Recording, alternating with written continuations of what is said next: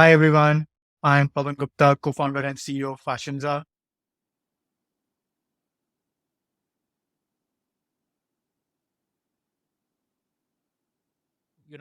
For a listener, why does Fashinza matter? Could you maybe share some numbers about the kind of impact you have, and just like why should I care to know more about Fashinza? Yeah, absolutely. Uh, so Fashinza was one of the first B2B startups for promoting apparel manufacturing, making it easier. Today, we work with close to 100 global brands, including the likes of Inditex. And at the same time, we work with over 120 factories across India, Bangladesh, Turkey. So it's a big business now, and we do over $100 million of business a year. Uh, and I think that is why we really matter. I would say we were one of the first startups in B2B in India who actually started cross-border trade, and now we obviously have a flurry of them. So yeah, I mean, we've been a pioneers at a lot of these things. Yes, there were a couple of B2B startups before us, but I think cross-border was new for us. Apparel was absolutely new that we started. So, And I believe you've raised something like $110, $115 million oh just in yeah, the yeah, last 2 odd years. yeah, absolutely. And I think obviously we've raised a lot of money. We don't say that we are just proud of the fact that we raised a lot of money, but I think just the kind of partners that we have on board, including the likes of Westbridge, Naspers, Axel, Elevation, EDQ. I think these are some of the best names out there, best people out there. So we're really proud of our cap table. I mean, arguably, like we like to say that we have the best cap table at our stage in the market. But Amazing. again, that's always arguable. But yes, Mhm. Mm, mm, mm. Okay, amazing. So, tell me about the path which got you here. Now, you're a serial entrepreneur. This is not your first stint at entrepreneurship. Uh, what made you want to? What was the trigger to get into entrepreneurship? Was it like, you grew up seeing entrepreneurs around you, being inspired by entrepreneurs, and it was like a lifelong dream, or was it like circumstances conspired and made you an entrepreneur? sure. I mean, to be honest, I think I don't really like the term serial entrepreneur. Even the first startup that we started, I didn't intend to sell it, and it's a long story. But the idea was always to build a company that lasts for generation. Uh, and I think I also believe that as companies become more and more mature, as founders become more and more mature, that is when you start getting the real and the large impact. So it takes time to build a company. So, anyways, I think yes, this is my second startup. Previously, we started it back in 2014, 2 years out of college. I graduated from IT in 2012, worked for a couple of years just to save up enough money to be able to leave my job and start up. And in But 2014, I ended what up made you so sure that you wanted to start up? Was it the IIT Delhi ecosystem, or like वो कीड़ा कहाँ से आया? Basically, very hard to say, but I think like 2012 mein to as such even the IT ecosystem was probably the best out there, but it still was not like entrepreneurship was never a mainstream thing. Uh, क्यों आया ये बहुत difficult है बताना, but somehow something comes from my upbringing. So when I grew up, I think I only knew two things. या तो so I grew up in a very small town called Hisar. तो वहाँ लोग दो ही चीजें करते थे. Either they have a government job or they have their own manufacturing or business. That's it. Like तीसरी चीज तो मुझे लाइफ में पता ही नहीं थी क्या होती है. So that is how we grew up, and I think obviously uh, your upbringing shapes up a lot of things. Government jobs were considered safe. Reputation wise, you were obviously reputed. There was a great reputation in the market. People respected you. Or you were a businessman. Obviously, you had great respect, but at the same time, you were also rich. So I always grew up assuming that businessmen are supposed to be rich. And hence, if you wanted to become rich, again, all of us who grew middle class, lower middle class, always wanted to become rich. Like we wanted to have those comforts of life. And that was is your why I dad in always a thought that government job? no, it was my dad was actually interestingly in a private job. So you're always the odd ones out in the city. So my dad used to manage a plant, a factory. He didn't own it, but he used to manage it. So everybody would always think that my dad owns that factory because that is the natural thing to be. Uh, so in any case, I think like I got into college, obviously big dreams, but the thing was key either. So I wanted to have my own thing, as simple as that, and that is where I felt that I could go big, go fast, and within a job environment, I would just be stuck with a natural progression of growth that you can achieve in a job. Obviously, things have changed a lot since then. I think you can obviously join a startup and grow very fast as well. But those were the days when from IIT consulting, finance, or some of the core tech jobs used to be the most important jobs, and which essentially gave you a good career. But I always felt that that would be very limiting for me, and hence I wanted to start up. So that is how I ended up. So within the fourth year itself, the final year of the college, I decided that I wanted to start up and started planning around like what could be ideas, what could be the sectors. Fortunately, met a couple of my really close friends who we knew each other for a very long time and ended up deciding that it's a great idea to just start up together. But again, we did not have any money, so we decided let's work for a couple of years. Let's keep our dream alive. Let's start building on the side, and then like when we have just about enough money to sustain ourselves for a year or 18 months without a job, that is when we'll go ahead and start up. The funding environment, honestly, at that time was not that strong, which meant that like we did not know how to raise funds. Were not confident of raising funds, but we were confident that what we wanted to build in healthcare would be extremely valuable, and hence we just wanted to go for it. So that is how How did we the left that healthcare job. come as the idea you wanted to build in? Like, I mean, it's not really a very fancy story, but I think when we decided that we wanted to build something, we thought that we would enjoy building somewhere where there would be a possibility of a big impact, not just in terms of how big the company you can make, but at the same time, if you can really impact the lives of your customers, of the people in general. And health turned out to be one thing we got excited. It obviously helped that one of our co-founders' parents were doctors, so we could get early insights from them. We could also get really good feedback from them very quickly and get connected to the market. So that was helpful. And I think and like as we you had started, Nippon as your co-founder, I believe. I've interviewed Nippon also in the past. oh, So amazing. Yeah, Nippon was one of my co-founders. We were actually dorm mates for almost 4 years. And then Mudit was the other co-founder. Yeah. what was the idea that you wanted to build on? And I'm sure version one would have been like with a very naive kind of set of assumptions, which would have Mm, got tested in the market. Tell me about that journey. yeah, absolutely. So we started building in medical tourism. We were very interested about how medical tourists would come to India to get treatment, and especially from lower income countries where the facilities were not available, which was very insightful. I think we earlier used to think that it's only the people from US and UK who would come here because of the cheap cost of treatment, but eventually that turned out to be absolutely anything but that. People from Afghanistan, Sudan, Iraq, Bangladesh were coming here to get treatments. Uh, and we thought that maybe we can make their lives easier by getting them really good treatment at good prices. So that is how we started building on it. Then one thing led to the This other, was and like we monetized through a margin from customer or through a margin from hospital? margin from hospitals. Okay.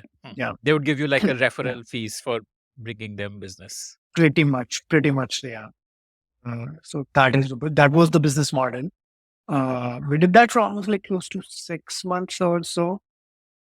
Yeah. Were you But one making thing enough led to money the other. for Yeah, for so you to this want to was we keep were doing? yeah, so money was not bad actually in this. And I think the customers also loved us, the doctors loved us. It is just that I think we kept on questioning why are we building a commission led model, or why are we building a middleman here? And especially early young techies. we started thinking whether there is a technology solution here, which means that we don't have to do any operations or anything. We just like are able to connect them together, and from there they can take. Uh, I mean, to be honest, it was not the right decision at that time, but we also tried it out with no real success. That is when we got an insight that one of the key things is actually, if you look at the domestic market, a doctor to doctor referral actually is big, especially from small town to big towns. And we thought that, okay, let's forget international for now. Let's just focus on domestic. And in domestic, such a thing operates less on, let's say, a customer reaching out to a solution, but more on a doctor suggesting another doctor. And that is how, like, I think one thing led to the other, and we started building a doctors network, more like a LinkedIn for doctors. And hence, Curify was born. Okay, okay, okay. And uh, I mean, why aren't you running Curify today?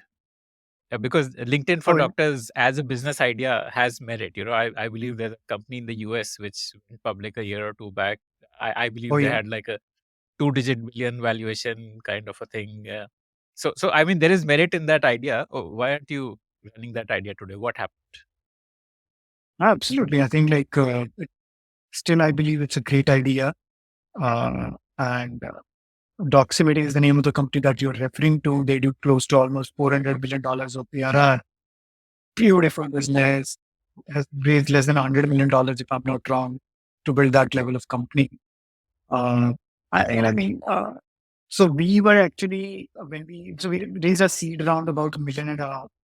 And I think at that point of time, we got a strategic investor on board How did because you we were, manage to raise? Because like you had no, I mean, you were clueless about fundraise. How did you crack that problem?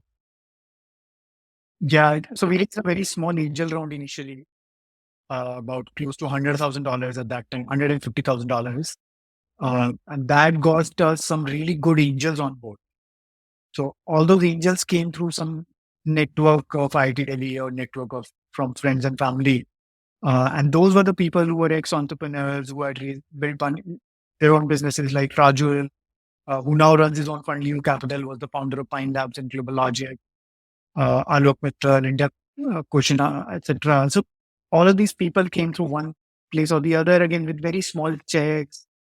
We raised a very small round, but just the fact that those people were our sounding boards really helped us navigate the future ecosystem. Again, having said that, it was India back in 2014-15. Everybody was just investing in hyper-local e-commerce, places like that. Very few investors understood core technology plays, let alone a vertical social network. So it was not easy. People would question us on TAM. People would question us on whether doctors even needed something like this, etc., etc. Whether doctors would adopt technology. So it was not easy, and I think like that is why, as part of the seed round, we just slightly got frustrated, and we got a strategic investor on board who understood healthcare market, and most importantly, they wanted to build in Indian healthcare for a very long time. And hence, we raised seed money from them, wherein we got a partner who understood healthcare. Okay. And this is which company which came in as a strategic investor? Ground glass, ground glass partners. Yeah.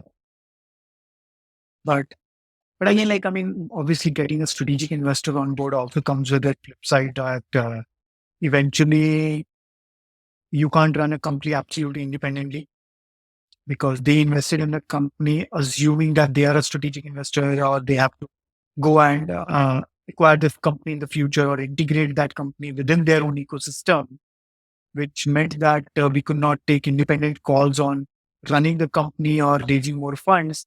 And hence, we reached an amicable solution wherein they acquired the company at an all cash deal, give us a great exit, and we exited. So we sold a company in 2017. We stayed with them for 2 more years as part of the lock-in and really getting the company transition. Great thing is the company is still running very well. They're still doing great. Still have great amount of users, at the same time also making money from their monetization platform. So that's really heartening to know. But obviously, I mean, like, I think we would have loved to run the company for a very long time to come. Uh, but I can't complain. Okay, okay. Yeah. Building a social network is incredibly hard. How did you actually get enough number of users to sign up because I mean it's a network effect. If you have users, then more users come. If you don't have users, then nobody will come and join. How did you bootstrap that virtuous cycle of reaching a certain scale where organically you start getting more members? Yeah, absolutely. I think like building a social network is probably one of the toughest things out there. If you look at the how many networks get created and how many succeed, the number would be absolutely lopsided. And it is not the same as, let's say, any other operations based startup or even e commerce, to be honest. Because the value of social network only exists when you have a large portion of your TAM on the platform. Until then, it is just a promise because somebody else can just come up, get a large number of users, and just absolutely kill you. So, very hardcore winner takes all dynamics exist in this in social networks. Uh, and that, so it did help that we were focused on a niche vertical rather than, let's say, something like a TikTok. But so it did help. We did not have a lot of competition. We did not have five other startups trying to do the same thing. Yes, once we started, a couple of them more pivoted or came into our thing, but again, not too much of a competition, honestly.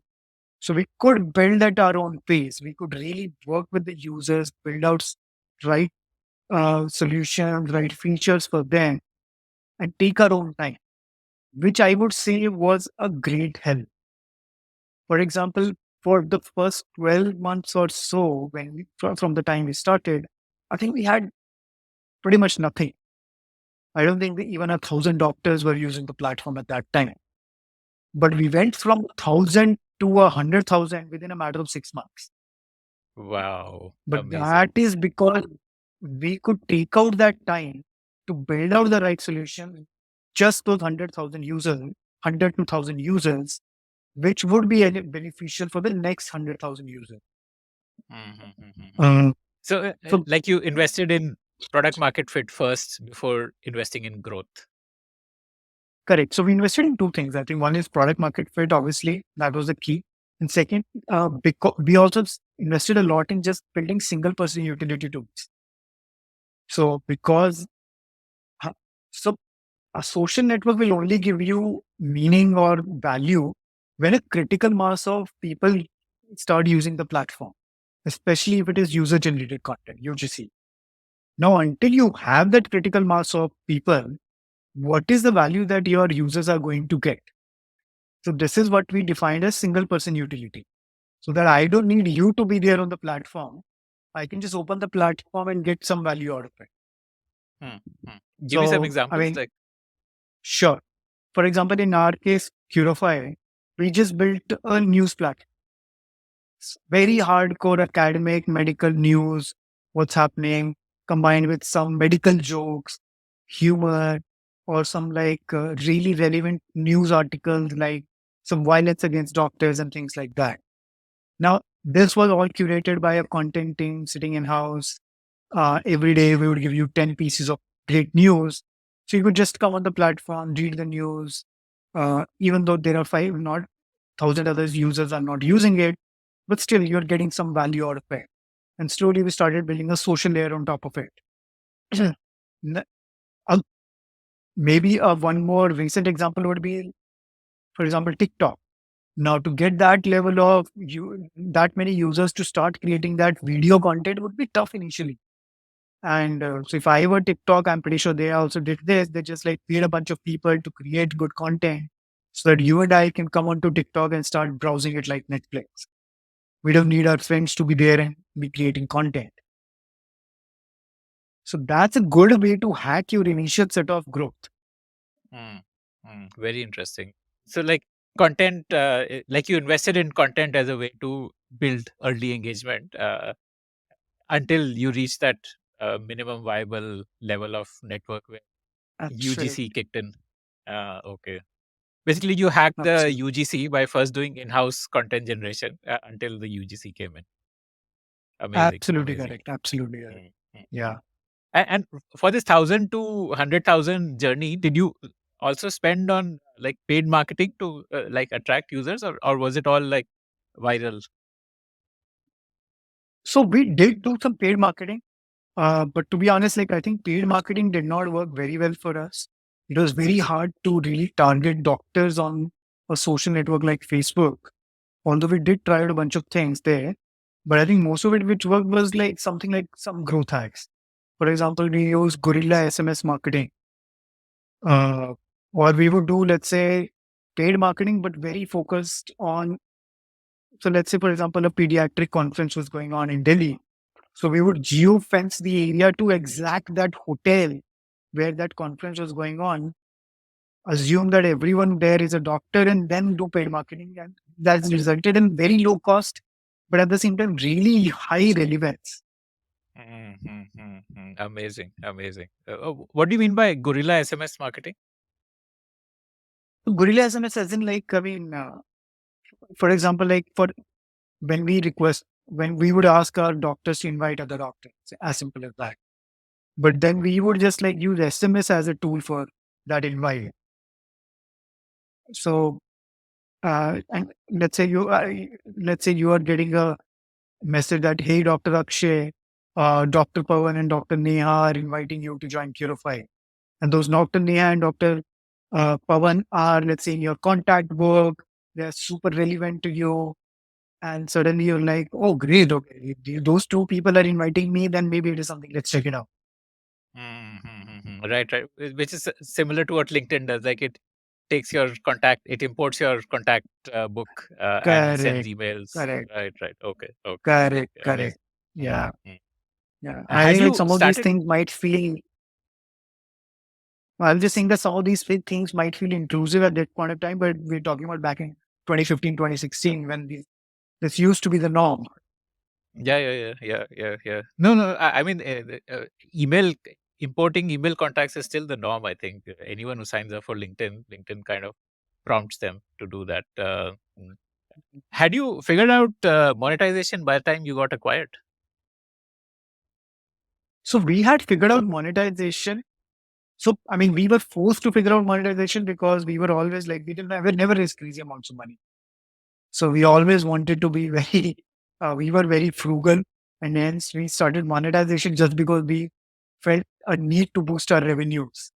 We didn't want to rely to everything on the funding. And hence we started building a monetization layer on top of it, using pharmaceutical companies, medical devices companies to for using Purify as a reach out platform, which in early days or even today, like they use MRs or their on ground representatives to do that reach out to the doctors. And this is we positioned Purify as a platform where they could reach out to those doctors in a very targeted manner. Like you could even target somebody like a pediatric oncologist, which is probably like only 20 exist in India, and give them absolutely relevant stuff. So more advertorials, less ads, less marketing, which is something which is beneficial for both obviously the company, but at the same time the doctor as well. That worked beautifully. I think like doctors loved it, advertisers loved it. They were getting amazing reach. The MRs, when they were visiting those doctors, were saying that, oh, I have already read this content on Purify, tell me something new.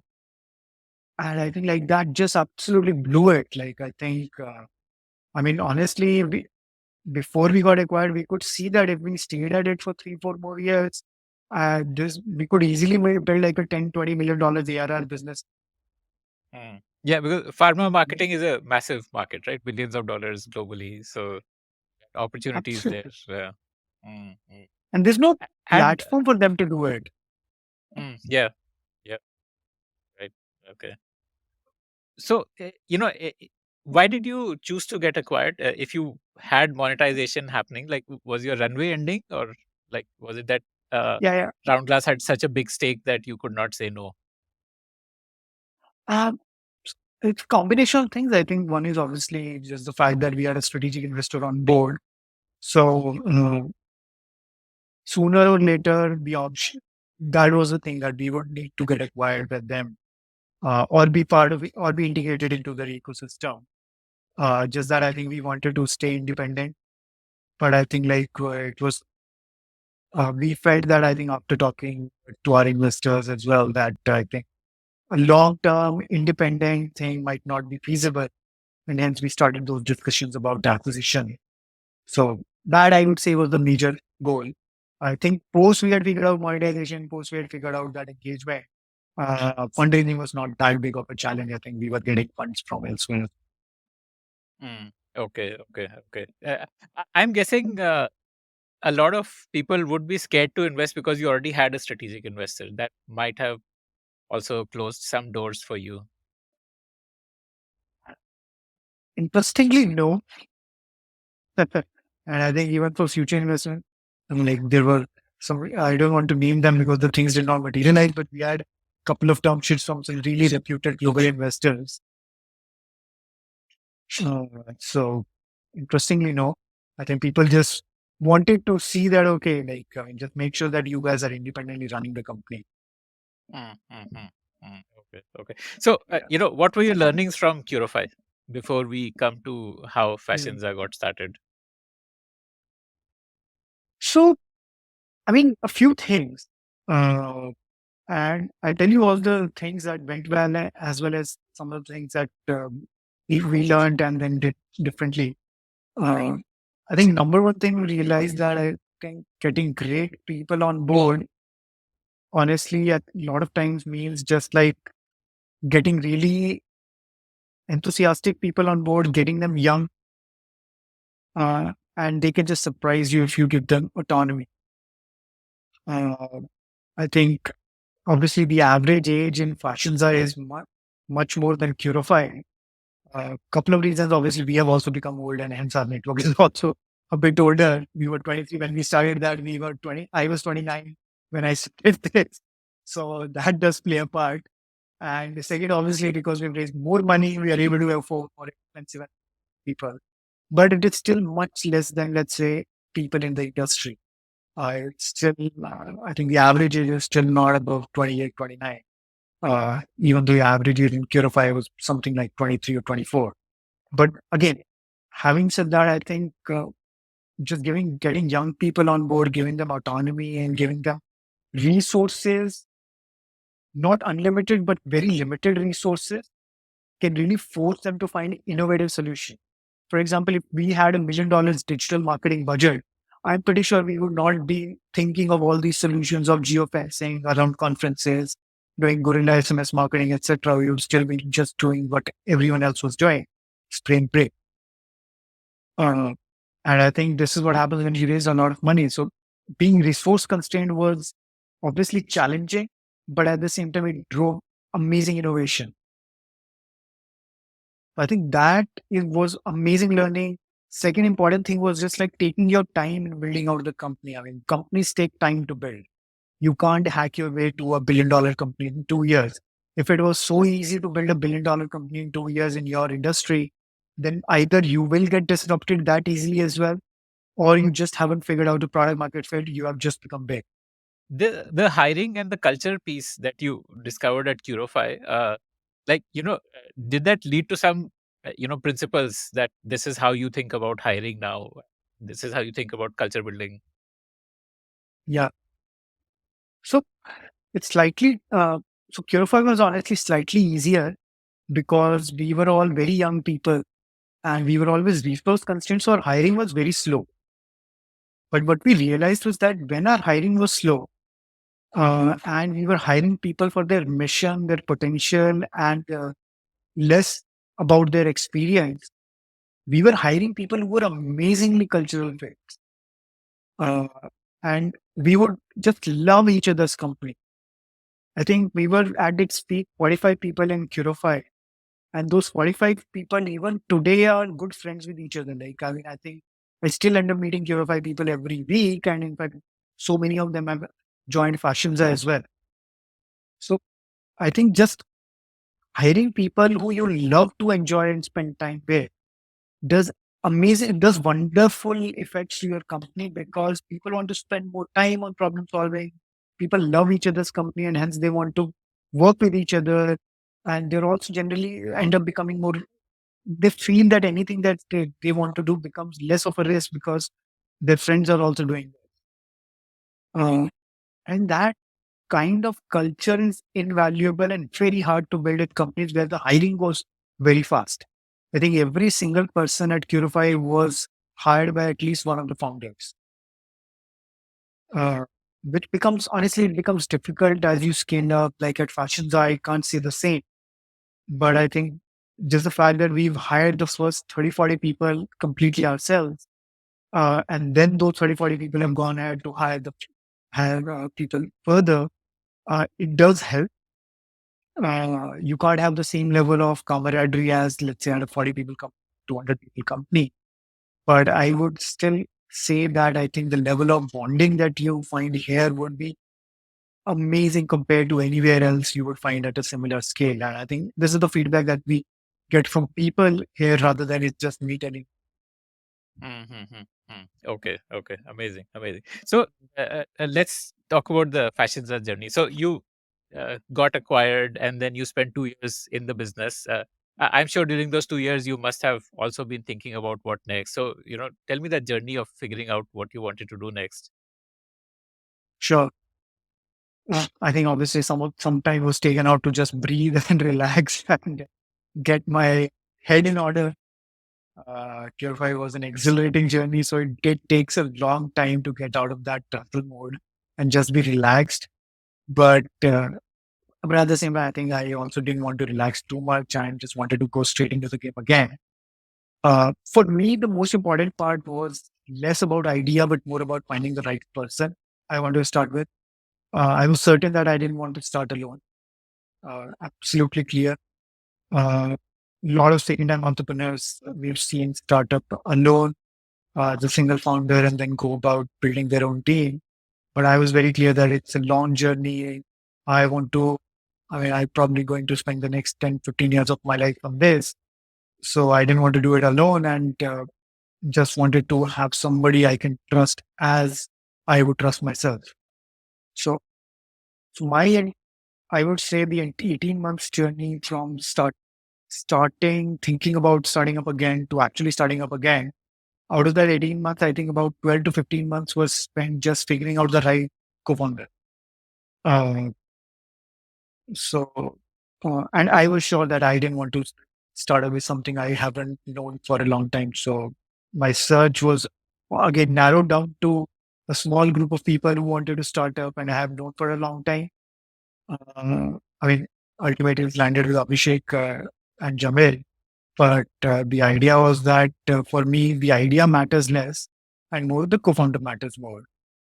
Post figuring out the co-founder, narrowing it down, it was more about getting some idea where we had some edge, where we were absolutely passionate about. We were not just doing it for money, but at least we were solving a large global problem. So not a small problem, not a local problem, but a large global problem so that we could, the company could continue to grow for 20, 30, 40 years, no matter what. Obviously, there'll be more disruption, there'll be more innovation, technology, which will keep on coming in. But if your inspiration is large, if the market that you're playing in is large, and if the uh, problem that you're solving is absolutely massive, then you'll keep on changing yourself, reinventing yourselves to continue to keep building. So again, it comes down to the same thing that I wanted to build a company which lasts for generations and not just an opportunistic play. That was there. And I think uh, again, if you remember my earlier point that what I knew growing up was government jobs and manufacturing, dhanda. I think I ended up spending a lot of time at home post acquisition and got really excited about how my friends, I mean, my dad was still working in that plant. and how all of my friends were manufacturing one thing or the other. And that engineering mindset kicked in, and that it's just lovely to see stuff getting manufactured in factories. Mm. Um, Is and at the Hisar same time, like a hub for textiles or fashion or something like that? Like, no, no, it's not a fashion or textile hub, but it's a manufacturing hub. So people like Jindals come from Hisar. It's a very large manufacturing hub, but it was never a textile or fashion hub. So I wanted to do something in manufacturing. I was very excited about it, but wanted to pick up an industry where India had already an edge, and at the same time, the industry was also very dynamic. So Abhishek comes from a more fashion e-commerce background. So before Curify, he was at LimeRoad, and before that at Flipkart. So he had seen a bunch of fashion e-commerce. So that is how we started wondering about manufacturing in the textile and apparel space. So that's how we ended up with the idea that we could actually solve manufacturing in apparel. And it's an amazing industry. It's also going through a very, because of e-commerce, because of fast fashion, because of people like Shein, the industry was completely reinventing itself. So now imagine $1 trillion fashion industry, a global industry with supply chains having been created over hundreds of years, completely reinventing itself, forced by the consumer demand, forced by social media's uh, ability to portray your fashion in real time. And now you have you have an opportunity of a lifetime. Like the entire $1 trillion of supply chains are going to get reorganized, and then you put in China plus one. You put in industries moving out of China due to labor wage. Then COVID came in, which meant that supply chains need to be further reorganized. And we just found an amazing opportunity to go out there, build amazing solutions which people would love to be a part of. mm. Uh, I think essentially, like the fast fashion trend is like what was driving this change in the supply chain, right? Like you could no longer talk about your line which you will release after 6 months on a fashion show, but if someone saw something on TikTok, they would want to buy it the next day. So that whole fast fashion movement meant that the supply chain had to get compressed to deliver things faster, and so that was the opportunity which you saw. Absolutely. And I think more, obviously, that was getting created. But I think what we also really believed is that this is also a better way of running a business. We saw people or brands just like building up inventory for the entire 6 months, 12 months in advance, betting on the trend that is going to be there in that season. And what people were realizing that half of their inventory was not really, it shouldn't have been made. So either they were selling it at discount or it was not selling and they were just putting it at clearance sales or just like liquidating stuff. So, I mean, from a first principle perspective, if we could not build up that inventory, if we could just be closer to the season, if we could just react instead of forecast, we could solve most of these things. I mean, why would you want to build something about 30% of which is just going in clearance or liquidation? Mm, mm, mm. Okay, okay. So, January 2020, you started Fashinza. What Mhm. was the idea? Like, did you want to do a Shane model where you're directly selling to consumers, or like what was the plan there? Like, Mm. So I think I mean, our plan was very simple. I think we wanted to make manufacturing easy, agile, and quick.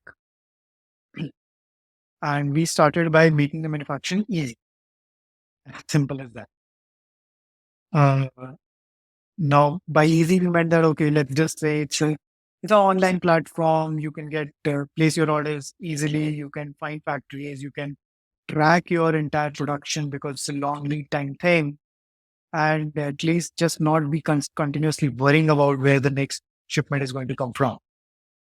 So we said so that, okay, let's this just you're saying for take the this at buyer, once.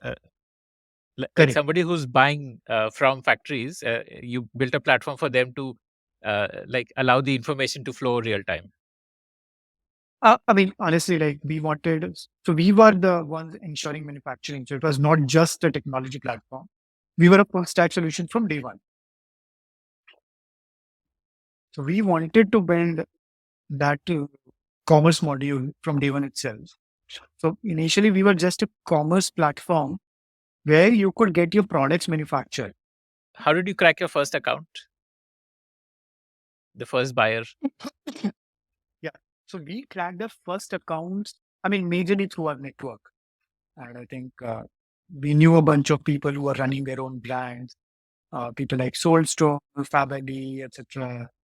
And I mean, Okay. we knew them for The some time. D2C So fashion brands.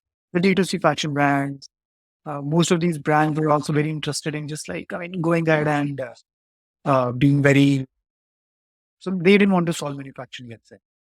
Yeah, yeah, Their yeah. idea was They that were they wanted to solving solve for the branding. customer. Yeah. Right, Correct. right. Exactly. Mm. Yeah. Okay. So, what was your proposition to them? Like, they could upload the design and then you would get it manufactured. Like, how do you receive an order? And in Absolutely. general, like in the fashion world, how does one receive an order? See, today, I mean, if I don't talk about how the industry works, it's a lot of phone calls, a lot of emails, a lot of visits, physical visits, where you do all the sampling for months and months. You do the look and feel test. You would be like, okay, I want to have this some sort of like floral print shirt. Here is the photograph of what I want. Can you do something and send me some, let's say, samples? So again, all these things we send you. People would be like, "Oh, this is not. This is slightly hard. Can you make it softer?" So it's a lot of trial and error, and hence it ends up taking a lot of months for anything to get sorted. Yeah. So that is how today it operates. Like you're saying, getting the purchase order itself is like a task of a couple of months. Oh, easy, more than that. So in the offline industry, I think it takes about 6 months to get a purchase order. Wow. Okay. Yeah. And so tell me what you did. So we started slightly different. So we said that okay, we already have a set supply chain. But since we have almost I mean, when we started, we had probably 15, 20 factories on board. We'll figure out the exact And your things that deal with these the factories factory can do. was that you dedicate some of your line to me, like some part of your manufacturing capacity will be dedicated to me, like something like that. So we consciously onboarded those factories who already had that spare capacity available due to underutilization. So we did not have to make any commitments to them. It is just an additional business that we to them. So now because the lines were available, our idea was that let's understand what these factories are really capable of. So these factories, let's say, for example, if I'm talking about a T-shirt with Soul Store, now we only get a factory which has done something like this in the past. Very, very similar product, very similar price point, similar quality level, similar trends. So we essentially turned that trial and error problem into a data problem. So the first thing that we cracked was just matching. So let's get a large network of factories so that we can match the exact requirement with somebody who has the experience of working in that in the past. So that reduces the scope for errors by a lot. Okay. Did you solve this matching by having like ready to order products listed, like creating a catalog? Like, was that the way you did? Like, you No, created a no, no. catalog and then no, it was still So we custom were made. never a Like, catalog. It was everything was always custom made because we were working with brands. But I think the idea was like understanding what the factory has done in the past to get more data on them. That was the entire idea. Yeah. hmm. But how did this help you cut the time, like that 6 month time to get a PO, a purchase order? Oh yeah. Yeah. That's sorry, I missed that. I think what it does is that let's say when if somebody like a Soul Store comes to us and says, okay, I want to get these 20 designs manufactured, and these are the kind of t-shirts that we want, these are kind of fabrics, etc., etc. Then we exactly know that this factory has done this fabric in the past. And they have done similar prints in the past. So that means that we just need to tell them, okay, this the fabric that you have to use is, let's say, the fabric A that you used in that previous order, and the type of print that you need to do is the print that you did on the order number 5 in the past, uh, which means that the factories are not, so that entire point of just like look and feel, touching stuff, etc., becomes very quick. So now when you receive a fabric as a brand, you suddenly see, oh, okay, this is the exact fabric that we wanted. Yeah. Okay. Okay. Okay.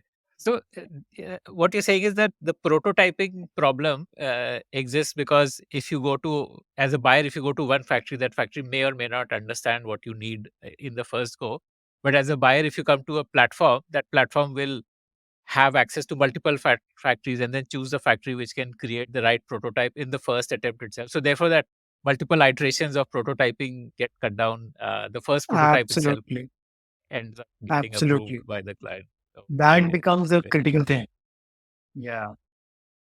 So once the prototype is logged, then the job becomes, half the job is done. Right. Yeah. Yeah. Yeah. Absolutely. Because then you're clear. I mean, then Yeah. you can document exactly what is needed. This fabric. This is what, and you can measure stuff like whatever there be some yarn count and stuff like that for that, and so everything can then be Correct. like computer readable, which can allow you for Yeah. better quality control at So a later date. And yeah, I think like I'll slightly disagree there. And I think what we realized in manufacturing, and I mean, Elon Musk tweets a lot about this, is that manufacturing is a lot of art and is a lot of experience. As techies and software developers, we are programmed to think on variables and their values.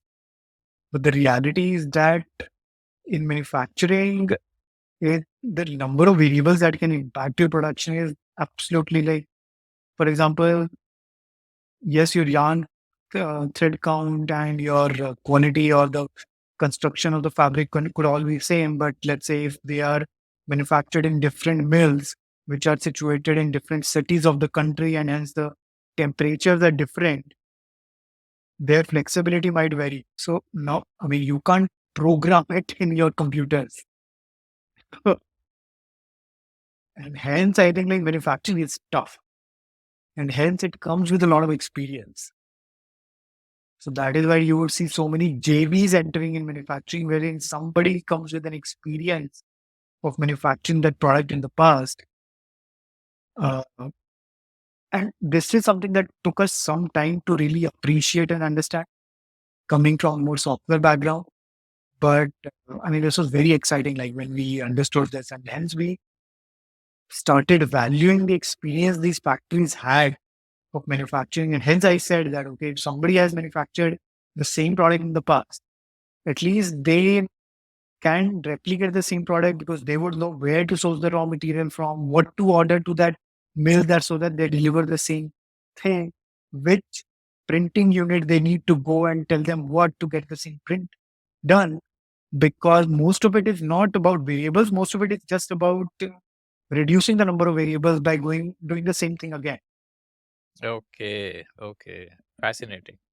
Can you give me examples of some mistakes you must have made in those early orders? You must have screwed up some of the orders and what you learned from them and how that helped you find product market fit.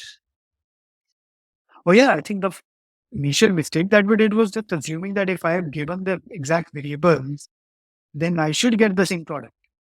For example, if I am giving the order for 100 GSM, 100% cotton t-shirt, then there's no reason I'm not getting the same product that I wanted.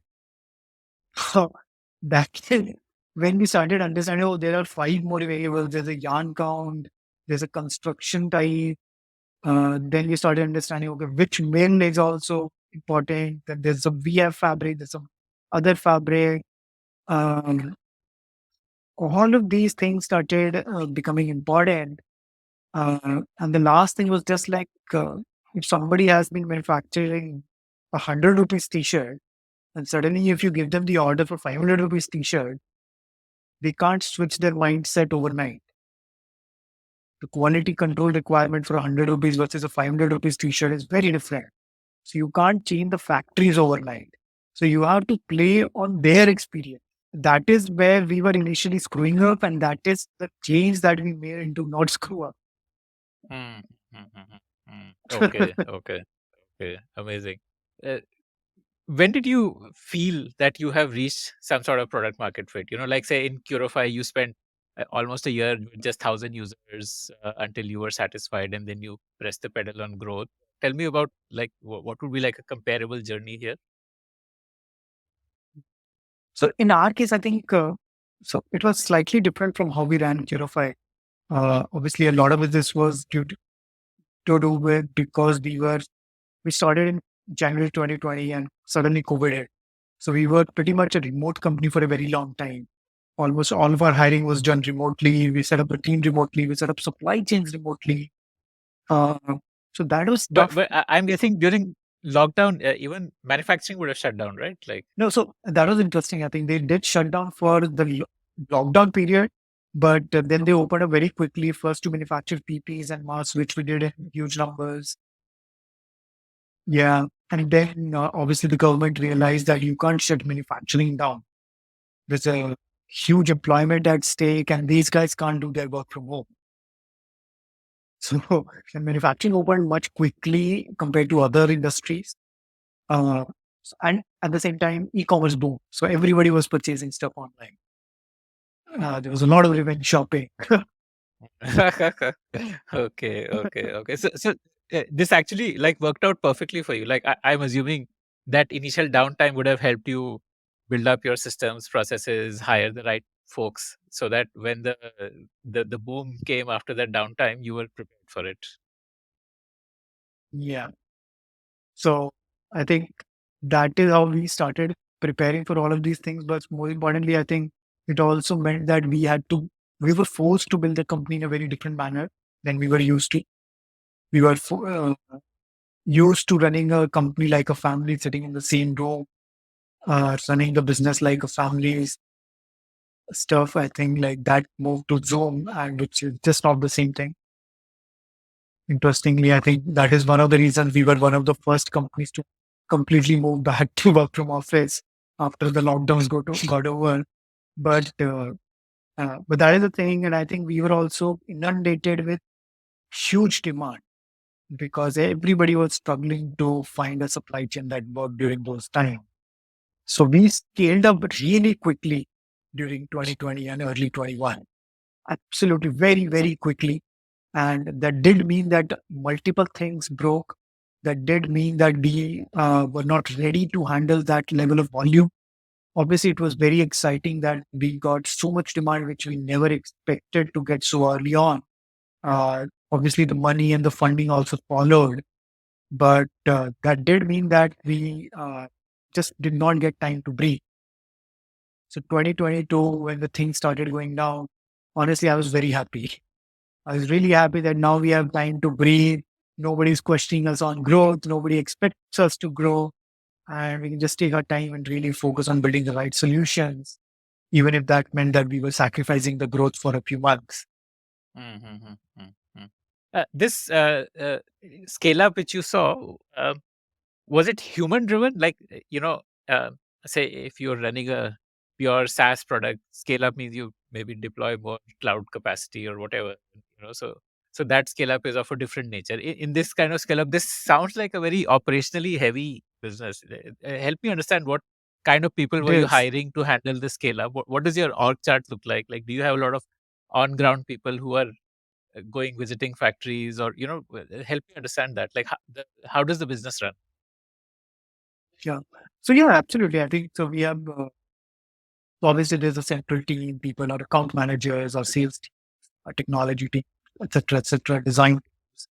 But then we have a large field force on the ground whose job is to go and manage the factories, oversee the quality there, oversee the production, daily production there. Uh, so it is not like we are running the factories there. It is also a lot of it is just monitoring. Some of it is just like the typical operation stuff for pushing the people on the ground, getting stuff out, getting stuff done, doing some problem solving. And the third key part is getting our product adoption there at the factory so that we can increasingly rely less on human power and increase the efficiency by using technology as a monitoring tool for both the quality as well as the production. So those are broadly the three types of people, three types of teams that we have on the ground. And yes, I think like you said, so scaling up for us means that we have to obviously set up people on the ground, train them well, train them according to what we require in our ways of doing work, which is very different from how typical industry would work. So these Training are like them what? on Are these like textile engineers, or are these correct like textile production guys? Or engineers. okay, Yeah, so textile engineers who have been in production for a long time, who have been handling quality production for a long time on the shop floors. So these are really experienced people.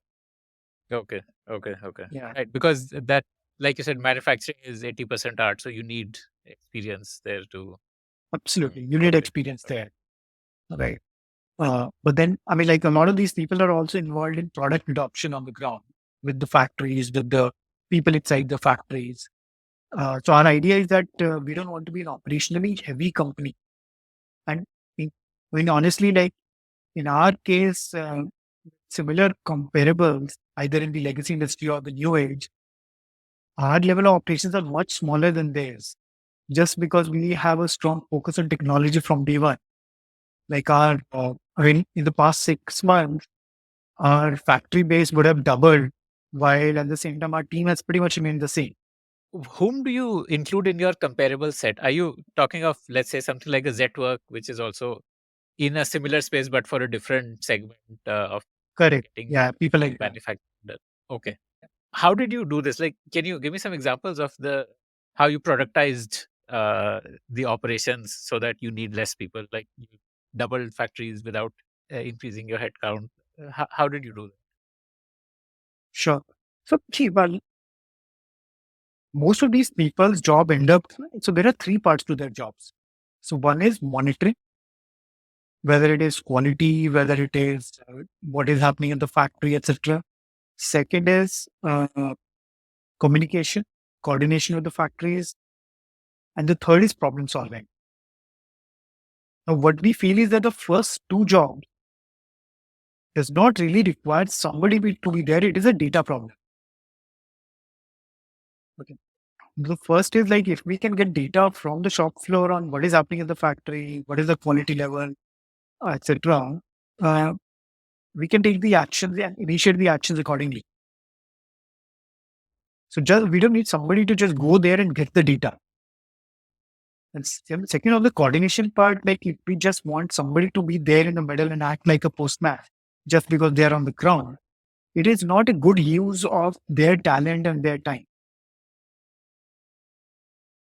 So now these two are our key focus areas on solving them first by using technology. Then the third part of real problem solving, wherein custom cases arise. Some, for example, like there is a labor strike in the factory. Now technology cannot go and solve that. That is what probably requires a stronger human touch, human mind to be involved. And this is a great use of their time. But what we saw was that in the industry and even with us, when the technology was not there, only 20% of their time was actually spent on the third, and 80% of the time was spent on the first two. How did technology solve this? Like, did you use computer vision and put cameras, or like, give me some examples of what all you've done here? I mean, honestly, uh, those are also smaller parts of it today, but I think the initial thing was just creating I should say, a very small SaaS like solution, an ERP like solution, which can be easily used by the workers there on the shop floor. So the idea is that like make it so easy, make the UX and UI so easy that people just are able to use it. And then we build solutions so that the factories are not just using it for us, the factories are actually using it to improve their own operations and their own P&L. For example, if we reduce wastage in the factory by, let's say, trying to get the quality right in the first go, it has a direct impact on the bottom line of the factory. Yes, we are able to get that visibility, but factory is able to solve for its wastage. Now, getting those factory that selling that dream to them that this is what it is going to help them is how we initially got the initial adoption. Again, I'm probably making it sound a lot easier than it actually is. It does require a lot of effort on the ground, but our mindset from day one has been very clear that we are doing this to help the factories and not just to help ourselves. Hmm, hmm, hmm, hmm. The behavior change would have taken a lot of effort, like getting them into the behavior of documenting, taking a photo from a mobile app and updating numbers and things like that. Mm, okay, Correct. okay. It does Like, take effort, and you have to sell them the vision. I mean, it's not like they will do it just because you tell them. mm, like essentially how it would benefit is like typically someone produces 1,000 t-shirts and then they get a feedback from the customer about some quality issue. In your case, maybe after the 100 t-shirt only you're able to tell them that this is not right, and so instead of wasting 1,000 pieces, only those 100 pieces are wasted. Something like that would be like one of the Mm, Pretty benefits. much, like I think, for example, our so quality control module is just based on the assembly line. Every piece that passes through the quality control, we know there's oil stain on this, there's, let's say, loose threads on this. So we're getting real time data on what is going wrong in the quality. And just because you're getting real time data, you can take real time action. Mm, right, amazing. So you have like cameras installed on the lines that allow you to do real time quality control. I mean, uh, that is there in a very small setup, but I think, like I said, the idea was just like use a very simple SaaS solution, not And going they to take fancy photos and solution. So whatever uh, that quality control person was doing earlier, let's just ask them to do the same stuff but on a screen right, instead of a right, right. paper. Okay. Ah, okay, okay, okay, okay. So that it can become a As simple as centralized that. function then, instead of having one quality Correct. control in each. Ah, okay, okay, okay. Amazing, Correct. amazing. And that also gives you more data to train your algorithms. You can eventually have more quality control done through algorithms because you're able to train it with that data, because you're doing it Absolutely correct. centrally. Amazing, amazing. That's the Okay, case. okay. Yeah.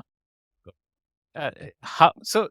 Tell me about your like the demand side of the journey. Also, like initially you had these D2C brands which you had signed up with. How did you scale on the demand side? So a D2C brands, I think, so we initially thought that we'll build a great solution for small to mid-sized D2C brand. As we started getting more inbounds from the larger customers, we started understanding that, okay, I mean, it might be a great solution for them as well. And when we started working with them, we realized that it was pretty much a great fit. The larger customers also wanted great solutions. So one of the use cases for them was just being able to work with smaller factories, because smaller factories can be more agile, while the large factories are not agile. They are built for a lean methodology. Hmm. What does So that mean? Lean methodology. sure. So for example, if you're manufacturing iPhones, now it's the same SKU which is getting manufactured in millions and millions of pieces. What you need there is the high quality standards. What you need there is consistency, and you need predictability that your factory will be able to produce, let's say, a million pieces per month.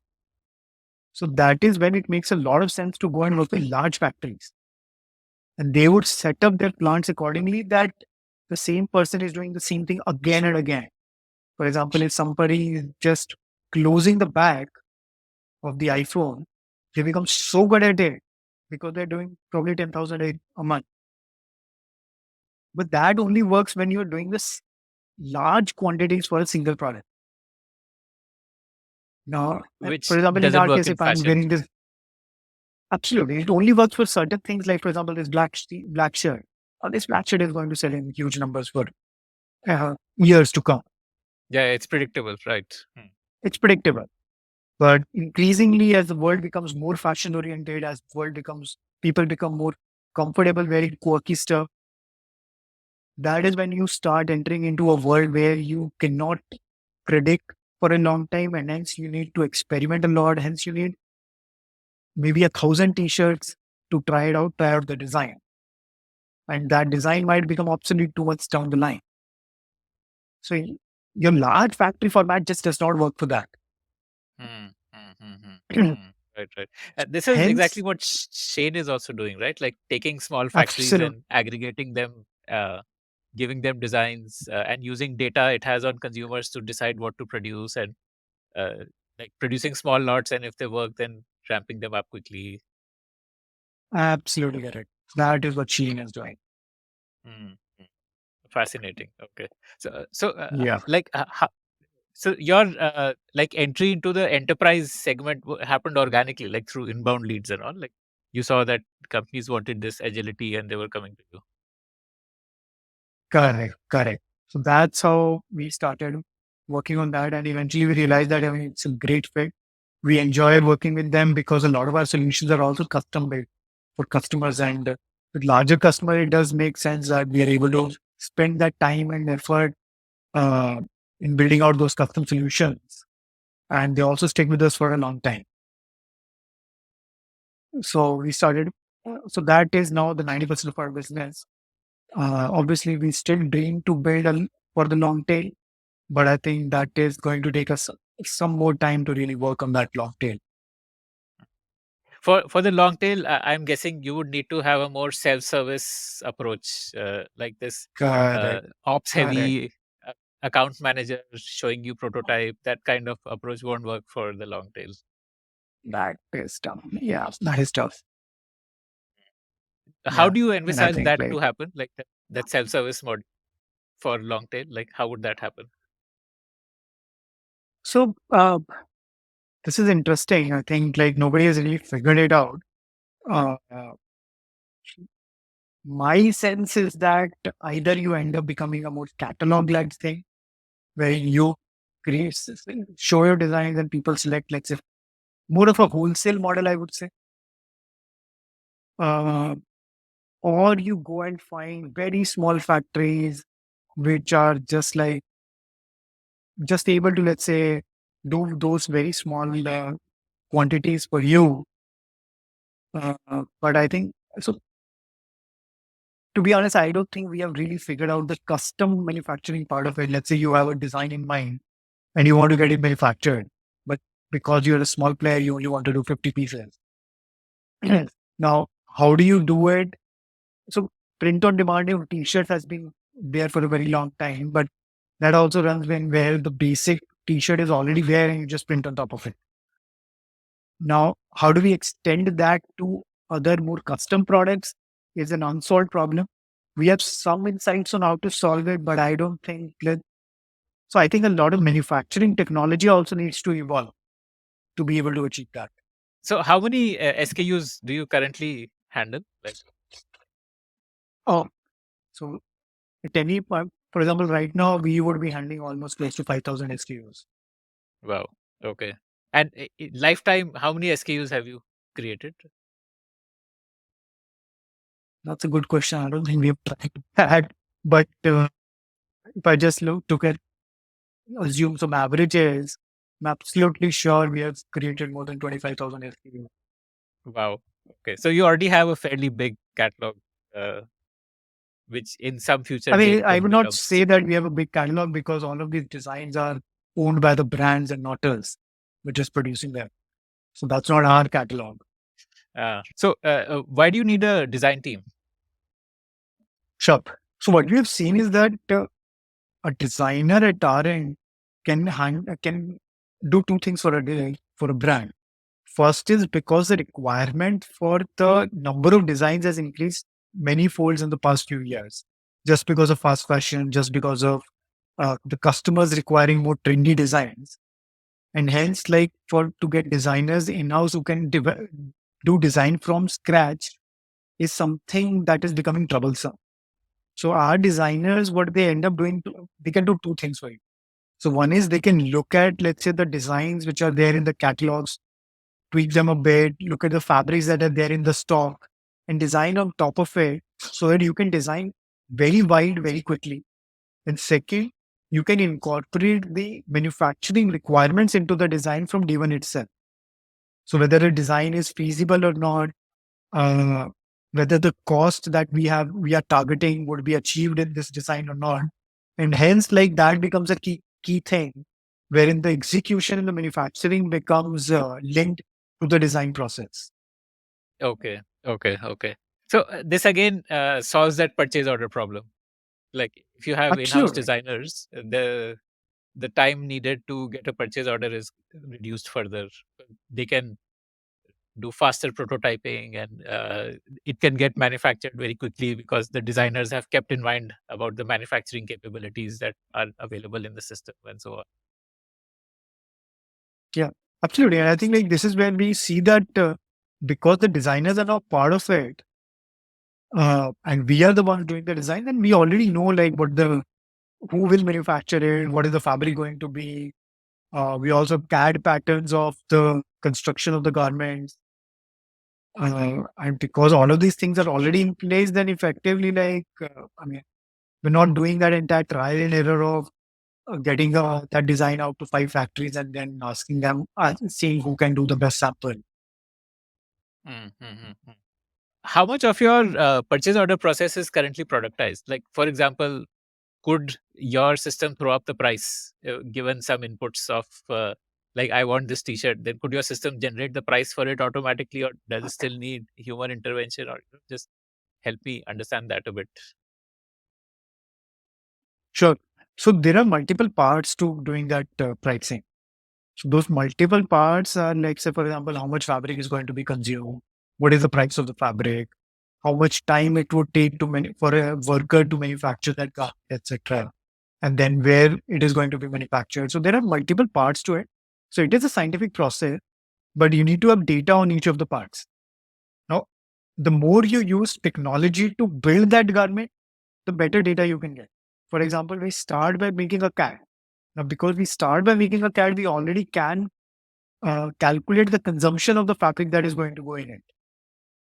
So A that CAD is like variable a gets, 3D model of the design of yeah, the it's a 3D or it could be a clothes. 2D as well. But essentially, it knows that what piece of cloth is going where.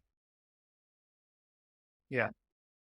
So, I mean, so multiple things like this essentially enable us to calculate the value of a garment. Now, as we also get more data, as we get more experience of execution, we are also able to get better quality of that data. And with a new, for any new product that comes in, our systems guess becomes better and better. So now we are at a state that with multiple categories, not all, we are able to easily identify the right price. So that pricing also does not take a lot of to and fro. Even though right now we have not completely automated it, but let's say if the earlier process was actually creating a garment, then seeing how much consumption would be there, how much time it takes, and then giving a code which end up taking 4 or 5 days, we can get done it around in let's say 24 hours, wherein we have a system throwing up some numbers, somebody checking it as well, and then confirming it to the customer. Yeah, amazing. Okay. Yeah. What are the problems that you're currently trying to solve? Does the purchase order problem remain the biggest problem you're still trying to solve further, or It what are is. they like? Mm, It is. I mean, it is definitely a problem. It will take its own sweet time. And like, for example, if the current order to get us, so current process to get a sample right, and what with all the iterative process involved in sampling, if it takes anywhere from 3 to 6 months for others, it probably takes like 2 to 4 weeks for us, maybe 6 for a complicated stuff. And the ideal is like we want to get it down to 3 days, like or 2 days. So, and we are able to do 2 days even for some parts, some products today, but not everything. So the amount of improvement that one needs to do is just absolutely humongous. Like this is not going to happen in a year or two. This is probably going to be a continuous effort for 5 years, wherein we keep on reducing that. mm, because this is dependent on how much data you're able to generate. So if there is some category, like say a t-shirt where you have a lot of data, so there you could do it in a few days. But if there's category where you don't have so Correct. much data, there it takes long. Mm, okay, Absolutely. fascinating. Uh, uh, Tell me about your margins. Like, what is your margin? You know, you pay something to the factory which is producing it, and you charge the brand something. So that, what is it that's left for you, Yeah. I mean, honestly, I would not be too comfortable throwing out the margin number in the public because or a uh, range, like so broad range? so our margins are slightly blended because it's not a direct take rate business. So it is more like so we incur some cost and then we sell the product. So it is not just a pure marketplace in the sense that something sells on the platform and we take a 20% commission or 10% commission. So our costs also get distributed in multiple places. For example, we might be procuring the fabric for 5 orders together and then let's say distributing those fabric to 5 different orders. We get some scale benefit there. And then like so it's a more of a gross margin business than let's say a take rate business. But let's say today our gross margin would be somewhere around like close to early double digits. Mm. Interesting. So it's not like you are just giving an order to a factory, but you're actually involved in the procurement of the raw materials for that, and you're paying the factory for the labor, basically. And that is generally the case, Absolutely. or it's blended? Like in some cases you pay for product, in some cases you pay for labor. So we don't pay for the labor separately, but let's say, no, I sorry, mean, by you're right. labor, I Like mean in the some cases, service. we, Like, yeah, correct. So there are multiple parts there. So one could be, like you said, we just give the entire order to a factory and they do everything. But in some cases, we procure the raw material, they do the labor or the service. Uh, so yes, I mean, at the end of the day, because we are responsible for delivering the goods to the customer, we figure out what is the best path to take. mm, mm. But what's Uh, the when it ratio between paying for product versus paying for service? So almost close to 30% of our business is where we pay for the service and we pay for the material separately, and 70% where we pay everything upfront. And I'm assuming pay for service would give you better margins because you Obviously, it can does. I mean, control raw material costs because you can buy in bulk, get better prices, and all those economies of scale. absolutely. Absolutely. Okay, okay, okay. Yeah. Are factories happy with getting paid for service? Does it make sense for them also? I mean, to be honest, yes. So not all factories, so it depends on what kind of a factory it is. Because getting a raw material, buying a raw material also involves working capital. So for factories which are cash rich, um, they love it. They want to do the procurement themselves because then they can make their own margins and put their capital to use. Also increase their revenues and hence like increase their balance sheets and P&L statements. But for factories which do not have capital and they would much rather do the service part rather than getting got raw material procurement. Interesting. Okay, okay. Do you see a fintech angle in this as well? Like, in terms of bill discounting, and I mean, is that something which interests you or like, Yeah, it is. I mean, see, B2B and finance goes hand in hand. You yeah, can't build a absolutely. B2B Working company capital without is credit like the, becoming yeah. Mm, correct.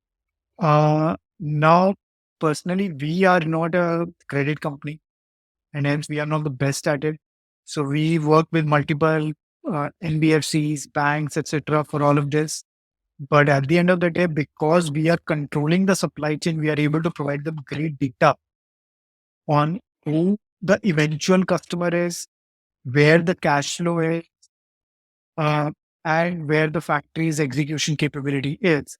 So, as an NBFC or as a financing partner, instead of taking exposure on a small factory, which is always risky, you are effectively now indirectly funding the eventual buyer, which could be, let's say, more credit worthy, somebody like Aditya Birla.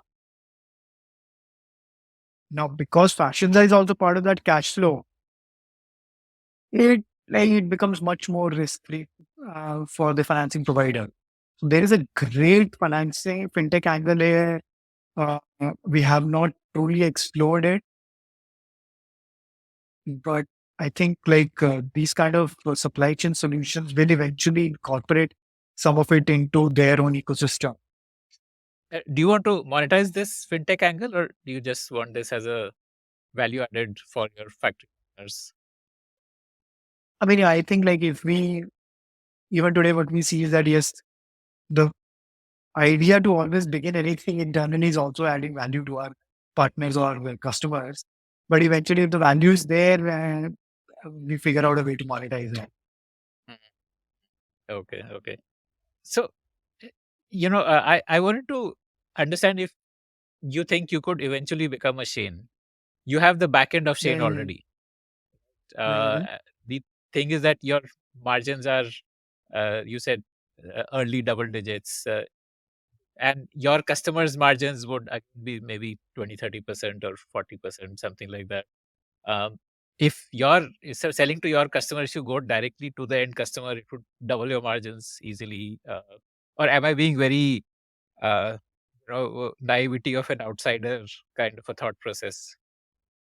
Yeah. So, so two parts to that question. I think I'll start with the first one. So, brand ends up taking risks, which eventually it turns into greater rewards for them. And the biggest of them being the inventory risk.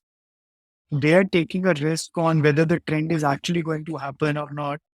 And if the trend is going to happen, great, the inventory sells. If the trend is not happening, the inventory does not sell. So while at Fashions, we do not take that level of risk. For us, everything is contract based. We don't deal with returns like B2C companies do. We are not investing in marketing like these companies do. So, yes, I agree. If you build a great company on the great brand, there are rewards to be had there.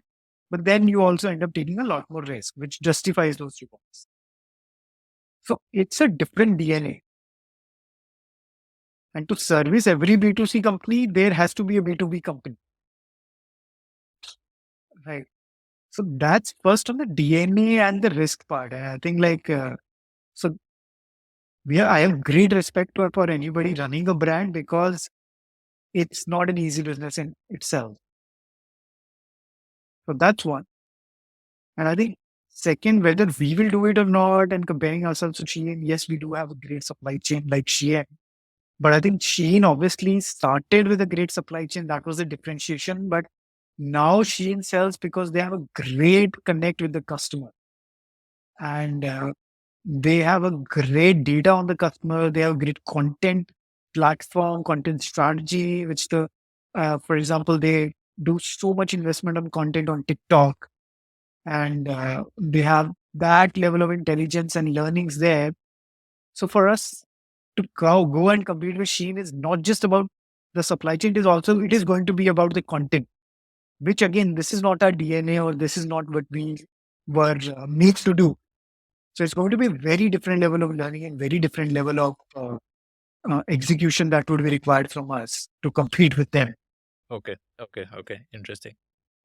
See, the amount of money that you've raised, more than $100 million in the last 2 years, somewhere the investors must be comparing you with Shane, right? That would have driven some amount of interest in this, or is there another reason for that? I think the bigger thing is that people have seen the success of Shea, and what people, including me, realize that the world is going to move towards that direction. So everybody would effectively need to, if not Sheen, but at least let's say a toned down, maybe.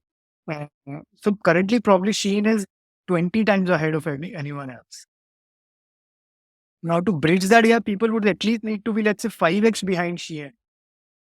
Because 20 times is just like too big of a gap to even survive in the future. So that is where people believe that the industry is going to reorganize, whether slowly or fast or anything, but people will be forced to reinvent themselves in the next 10 years. Interesting. So, if Shane is like the Amazon, then you're like the Shopify in the sense that you are arming the other brands to compete more effectively with the Shane. Correct. Hmm. Okay. Okay. Fascinating. Okay. Yeah. So, my last question to you, what's your advice to founders, in terms of things to avoid, pitfalls to avoid, or things that they must get right, or, whatever advice you'd like to share to aspiring founders? I mean, these days, I think the biggest advice that I give to multiple founders is uh, just be patient. It takes time to build a big company. Don't get influenced by the amount of funding that people raised or how big they become so quickly. Nothing beats product market fit. Uh, very, very, very few industries have a winner takes all minds more. I mean, it's much less than what we assume it to be. And if that is the case, I think the one who spends time listening to their customers, building out the right solution, is the one who will succeed in the long term. Uh, and second, I think like my thing is, if you are building a great monetization layer, for example, for a social network, just enabling monetization early on. Uh, and if it is something like a commerce platform, just being unit economics positive. I think that can really help you increase your lifetime. And personally, I don't believe any smart founder who keeps on building for at least 5 years will build a less than a successful outcome. Mm. So, as a B2B founder, you would have, I mean, your last venture was a B2C kind of a venture for social. Now you're doing a B2B venture. You must have learned some basics of B2B, like building B2B businesses. What are the things you must do? What are the metrics to track? So can you help our audience understand that? Sure. I think one thing I really appreciated transitioning from a B2C founder to a B2B founder was finance, respecting the finance a lot more, uh, especially when it comes to B2B companies. So, any B2B company is not just about selling technology, it is also about selling goods. It is about managing your working capitals, managing your capital allocation, your cost of funding, etc. And all of that truth only exists in your P&L statement, your balance sheets, your cash flows. Now, I mean, for example, if because credit is involved, you might be invoicing $1 million, but are you even getting that $1 million in the bank? How soon are you getting that? Who is keeping a tab on it? And till the time you are not getting it, how are you financing your operations? What is the cost of funding? Because all of these things are going to be extremely crucial for the profitability of your company. Now, we are all low margin businesses. We're not an 80% gross margin business like a SaaS. Every penny counts to the point that, okay, how much is the travel going to cost uh, for us in the next month? And how much as a percentage it is of the revenues that we are making? And can we even afford that? So every single cost head counts. And for that, you need to respect from day one, you respect finance from day one itself. I understand that most of the founders do not come from finance background. They might not understand the intricacies of working capital, the rotation, inventory turnover, etc., etc. So maybe like it makes sense to invest a lot more in getting a great finance team on board from the initial days itself, um, and then keeping a tab on all of these things.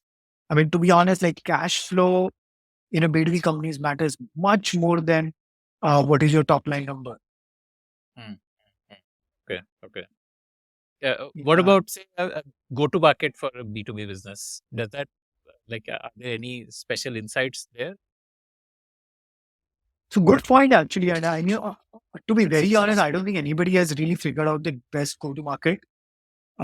It's also I would say it's also, especially when it comes to more startup approach, it's my recent industry. People are experimenting with multiple go to markets. For example, getting industry people on board who have already gone and sold the same product in the past. People are also experimenting with digital marketing or using content as a hook for onboarding B2B customers. I think honestly, nobody has the right answer.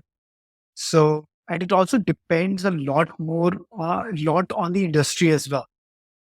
So, chemicals might not have the same go to market as a textile. Somebody doing the go to market in India might not have the same go to market in the US.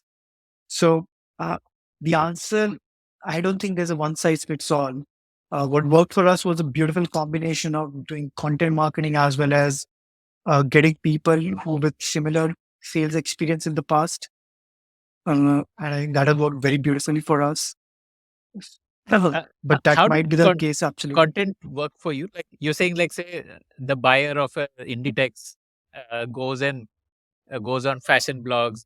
You also have a fashion blog or something like how did you make content work? Because your target cohort is very small, right? You're looking at buyers of large fashion companies. Absolutely. So our target market, like our content marketing strategy is all about educating people. It is all about adding value to their lives. And it may or may not directly talk about fashions or supply chain or anything. So a lot of content marketing, especially in such businesses, is about building out a brand that we understand this, that we are there to help you. And if you do that, then you build that trust with the customer. Uh, you might not be able to generate leads from there, but you would still be able to, let's say, build that familiarity with brand, that awareness, so that when your sales team reaches out to them, they have heard about it, you in the past, and they want to take a meeting. Mm. Right? Like what Curify was doing for pharma companies. Uh, Oh, absolutely. Very good example. Interesting. What percentage of your customers are outside India? Like, what's the mix domestic and export? So about close to half of our business comes from outside India now.